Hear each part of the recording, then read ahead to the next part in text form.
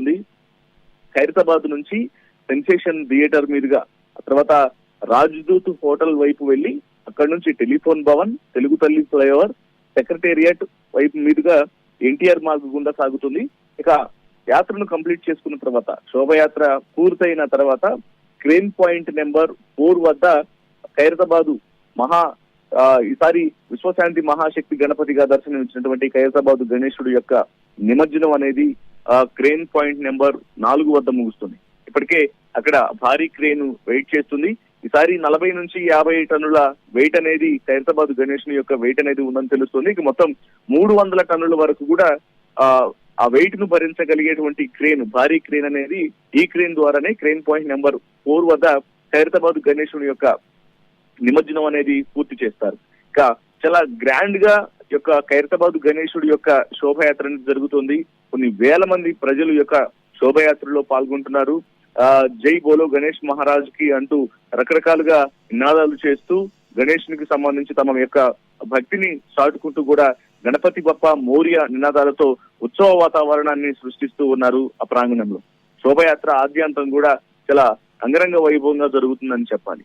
ఇక ఇదిలా ఉంటే ఉత్సవాల ముగింపు సందర్భంగా ఇవాళ ఉదయం 6 గంటల నుంచి రేపు ఉదయం 10 గంటల వరకు, అంటే దాదాపు 28 గంటల వరకు కూడా హైదరాబాదు మహానగరంలో యొక్క ట్రాఫిక్ ఆంక్షలు అనేవి ఉండబోతూ ఉన్నాయి. నిమజ్జనాలకు సంబంధించి ఎటువంటి అసౌకర్యాలు కలగకుండా ఉండేందుకు హైదరాబాద్ లోని పలు ప్రాంతాల్లో ఇప్పటికే ట్రాఫిక్ ఆంక్షలను విధించారు పోలీసులు. ఈ యొక్క ట్రాఫిక్ ఆంక్షలను దృష్టిలో పెట్టుకొని ప్రతి ఒక్కరు కూడా సహకరించాలని కోరుతూ ఉన్నారు. ముఖ్యంగా ఎక్కడెక్కడైతే ట్రాఫిక్ ఆంక్షలు అనేవి ఉంటాయో ఆ ప్రాంతాల వైపు వెళ్లకుండా ప్రత్యామ్నాయ మార్గాలను ఎంచుకోవాలని కోరుతూ ఉన్నారు. శోభయాత్రలలో చాలా ముఖ్యమైనది, చాలా దూరం నుంచి వచ్చినటువంటి ప్రధాన శోభయాత్ర బాలాపూర్ గణేశుడి యొక్క శోభయాత్ర. బాలాపూర్ నుంచి వచ్చినటువంటి యొక్క ప్రధాన శోభయాత్ర చార్మినార్, అబిడ్స్, లిబర్టీ, ట్యాంక్ బండ్ మీదుగా నెక్లెస్ రోడ్ వైపు వస్తుంది. ఇక మరోవైపు సికింద్రాబాద్ నుంచి వచ్చే విగ్రహాలు ప్యారడైజ్, ప్యాట్నీ, రాణిగంజ్, కర్బలా మైదాన్ నుంచి ట్యాంక్ బండ్ వద్దకు వస్తూ ఉంటాయి.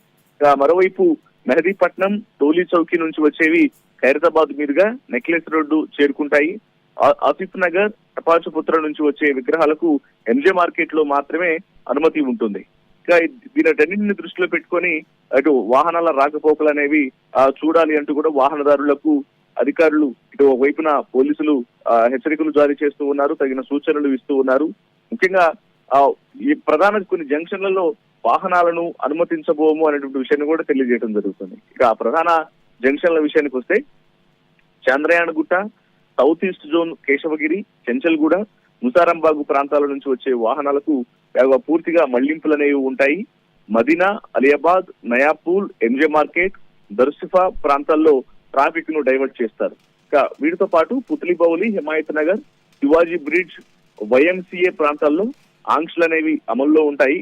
అబిడ్స్, లిబర్టీ, ట్యాంక్ బండ్, ఖైరతాబాద్, బుద్ధభవన్ జంక్షన్లలో వాహనాలను అనుమతించరు.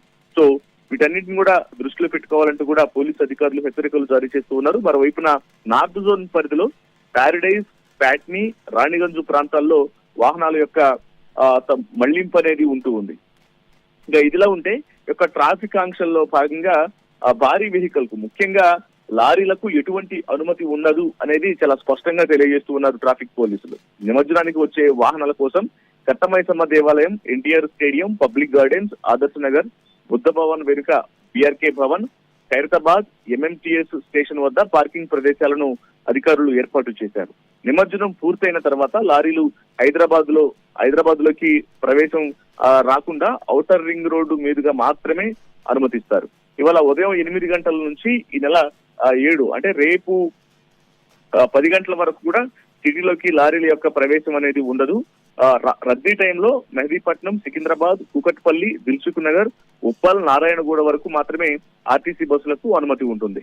అలాగే అంతర్రాష్ట్ర జిల్లా బస్సులను చాదర్ ఘాట్ వైపు మాత్రమే దారి మళ్లిస్తారు. సో అన్నింటికి సంబంధించి కూడా ఇప్పటికే ఏర్పాట్లు చేయడం జరిగింది. ఇక మరోవైపున ఏదైనా ఇబ్బందికరమైనటువంటి పరిస్థితులు తలెత్తితే ఏదైనా సమాచారం, సూచనల కోసం ఇమ్మీడియట్ గా టోల్ ఫ్రీ నెంబర్లకు సంప్రదించాలి అంటూ కూడా కొన్ని టోల్ ఫ్రీ నెంబర్లను ఏర్పాటు చేశారు. ఇందులో 040